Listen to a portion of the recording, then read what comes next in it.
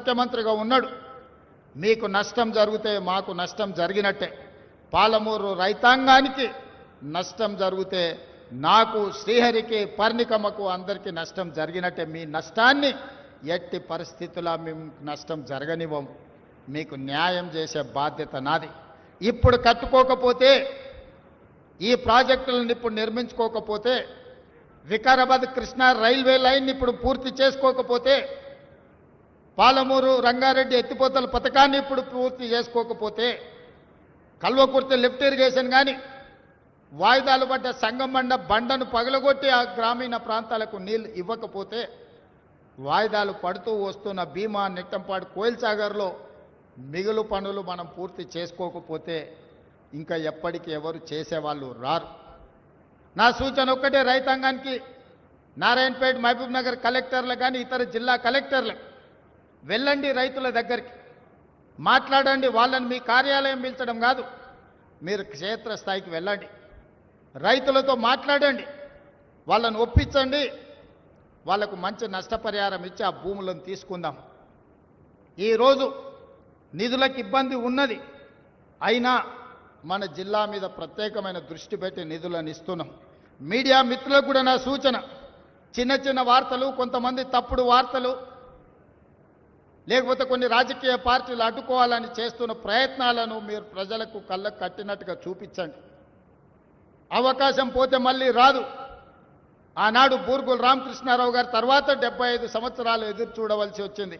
ఈ 75 సంవత్సరాలలో ఈ జిల్లాలో ఒక్క ప్రాజెక్ట్ అన్న పూర్తయిందా మీరు ఆలోచన చేయండి.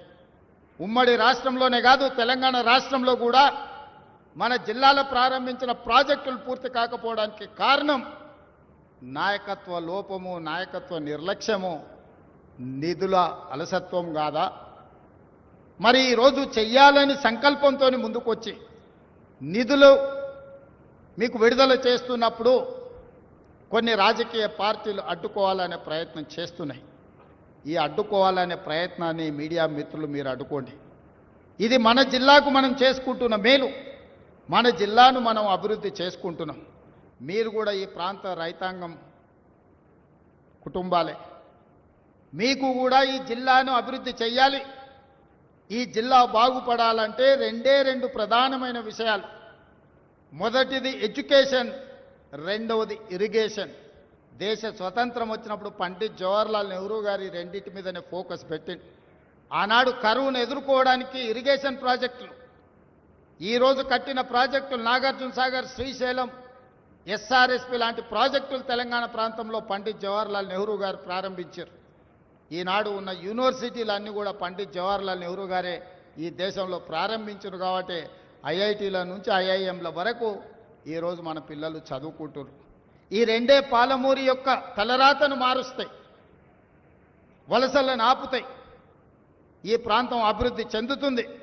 ఇంతకుముందు మిత్రుడు మధుసూదన్ రెడ్డి చెప్పినట్టు బ్రహ్మోస్ మిసైల్కు సంబంధించిన పరిశ్రమను ఇక్కడ తెస్తే, బ్రహ్మోస్ మిసైల్ ఇక్కడనే ఉత్పత్తి జరిగితే దాని చుట్టూత పరిశ్రమలు వస్తాయి. ఆ పరిశ్రమల్లో కూడా వేలాది మంది మన పిల్లలకు ఉద్యోగాలు వస్తాయి.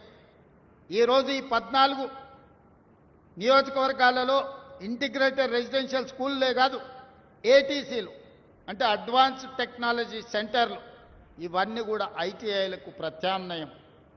సాంకేతిక నైపుణ్యం పెంచి ఈరోజు స్కిల్ వర్కర్స్ని తయారు చేసి మిడిల్ ఈస్ట్ కంట్రీలకే కాదు, సింగపూర్, జపాన్ లాంటి దేశాలకు ఈరోజు సాంకేతిక నైపుణ్యం ఉన్న యువకులు అవసరం ఉన్నది.